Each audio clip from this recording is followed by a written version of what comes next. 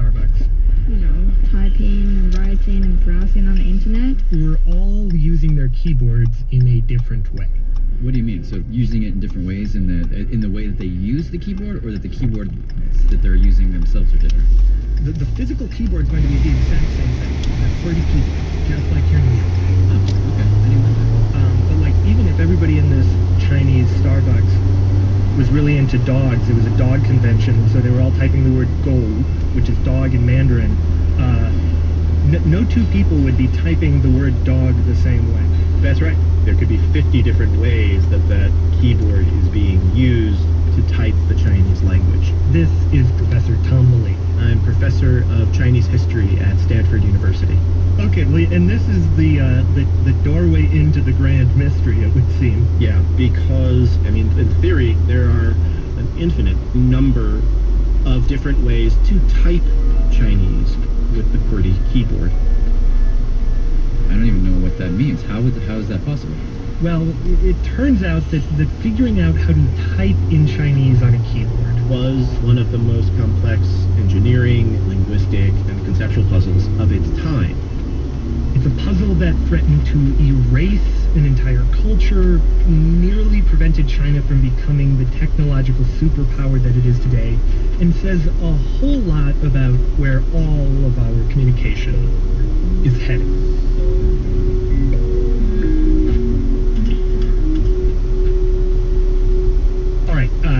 So before we get into why typing in Chinese is such a crazy, difficult problem to solve, let me introduce you to one of the guys who actually set out to solve it. Hello, 我这个10点半都一直在等。Hello, Simon. Hi. Hello, is everybody here? Can you all hear us?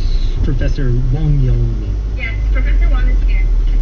My interpreter, fixer, and really co-reporter on the China side of this, Yang and I spoke with him a couple months back.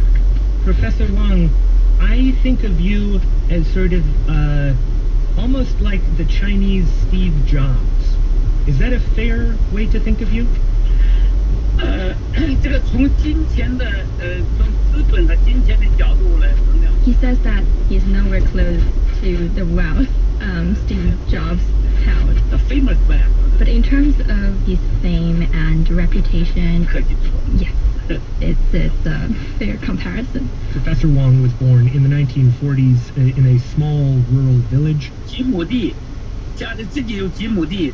Growing up in this village, they had wheat and corn. 一个就 countryside. His family farmed, and his dad was also a carpenter, but it was a hard scrabble existence. His family was so poor that they couldn't afford any clothes for him. 第一个印象。 And, because they were dirt poor, he understood at a very young age that going to school was not a small thing. 这从上小学。 So he studied extremely hard. 一直到我上大学，我学习成绩。 He said that from the first grade all the way to university, 永远都是 number one, always the number one, okay? I am always the number one.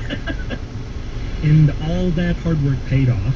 He was selected to attend the University of Science and Technology of China, which is basically the equivalent to MIT. And after graduating from college, he was assigned by the government to a research institute located in this remote district. And this wasn't just any research institute. 这个研究所很重要的研究所 most important 的这个。 It was a top secret, highly classified National Defense Research Institute. Even the locals didn't know what these people were doing there.